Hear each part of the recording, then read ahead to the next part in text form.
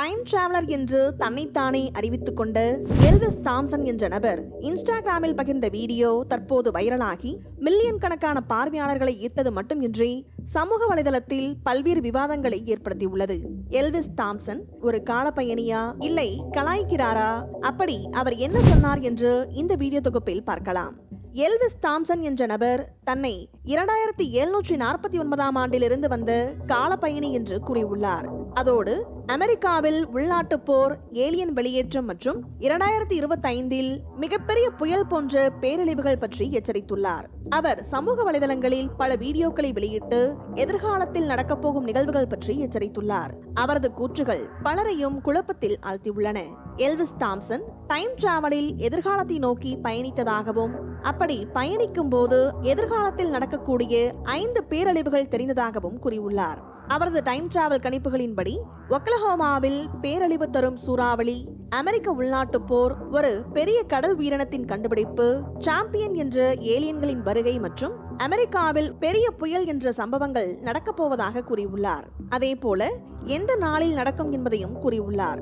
Elvis Thomson கூற்றுகள் உண்மையானவையா அல்லது பொய்யானவையா என்பது இதுவரை உறுதியாக தெரியவில்லை. காலப்பயணம் என்பது நிகழ்காலத்திலிருந்து எதிர்காலத்திற்கோ அல்லது கடந்த காலத்திற்கோ செல்வதாகும்.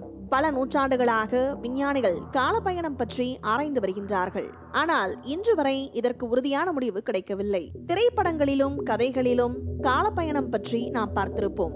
ஆனால் அது நடைமுறையில் எந்த அளவிற்கு சாத்தியம் என்பது ஒரு புரியாத புதிராகவே உள்ளது.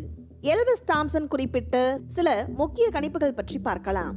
முதலில் செப்டம்பர் 1ஆம் தேதி சாம்பியன் எனப்படும் வேற்றுக்கிரகவாசிகள் பூமிக்கு வருவார்கள் என்றும் 12,000 மனிதர்களை தங்கள் பாதுகாப்பிற்காக மற்றொரு கிரகத்திற்கு அழைத்து செல்வார்கள் என்றும் பூமிக்கு தீங்கு விளைவிக்கும் நோக்கத்துடன் இருக்கும் வேற்றுக்கிரகவாசிகள் குறித்தும் அவர் எச்சரித்துள்ளார். விஞ்ஞானிகள் பல காலமாக வேற்றுக்கிரகவாசிகள் இருக்கிறார்களா இல்லையா என்று ஆராய்ச்சி செய்து வருகின்றார்கள்.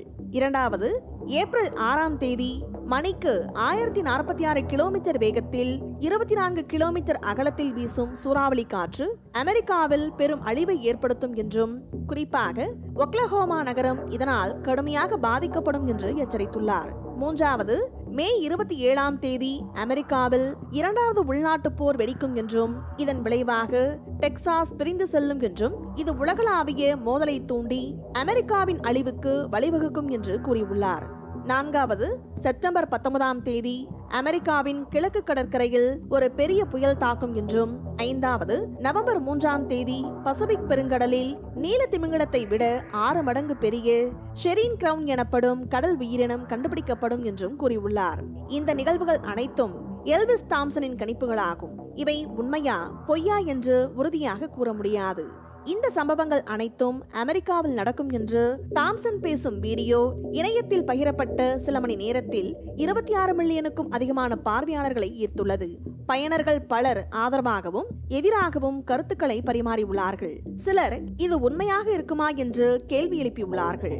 அறிவியல் ஆய்வாளர்கள் மற்றும் நிபுணர்கள் அவரது கூற்றுகளை ஆதாரமற்றவை என்று கூறியுள்ளார்கள். காலப்பயணம் பற்றிய அறிவியல் சான்றுகள் எதுவும் இல்லை என்று அவர்கள் கூறியுள்ளார்கள். மேலும் சிலர் இவர் கலாய்க்கிறார் என்று கூறுகிறார்கள். காலப்பயணம் பற்றிய அறிவியல் கோட்பாடுகள் உள்ளன. ஆனால் இதுவரை எந்த மனிதரும் காலப்பயணம் செய்ததாக சான்றுகள் இல்லை. அறிவியல் புனைக்கதை திரைப்படங்களில் காலப்பயணம் பற்றிய பல கதைகள் உள்ளன. ஏலியன் வாழ்க்கை பற்றிய கோட்பாடுகள் உள்ளன. ஆனால் இதுவரை ஏலியன்கள் பூமியை பார்வையிட்டதற்கான உறுதியான சான்றுகள் இல்லை. UFO எனப்படும் பறக்கும் தட்டுகள் பற்றிய தகவல்கள் உள்ளன. ஆனால் ஏலியன்களின் விண்கலன்களா என்பது இன்னும் உறுதியாக தெரியவில்லை. பிரபலமான பாபா வாங்கா, நாஸ்ட்ரடாமஸ் போன்ற தீர்க்கதரிசிகளின் கணிப்புகள் இதுவரை சரியாகவே இருந்துள்ளது. அந்த வகையில் எல்விஸ் தாம்சன் கணிப்பு நடக்குமா நடக்காதா என்பதை பொறுத்திருந்துதான் பார்க்க வேண்டும். எல்விஸ் தாம்சன் கூறும் கூற்றுகள் வெறும் புரளியாக இருக்கலாம். அவர் கலாய்க்கிறாரா அல்லது உண்மையாகவே கூறுகிறாரா என்பது இன்னும் மர்மமாகவே உள்ளது.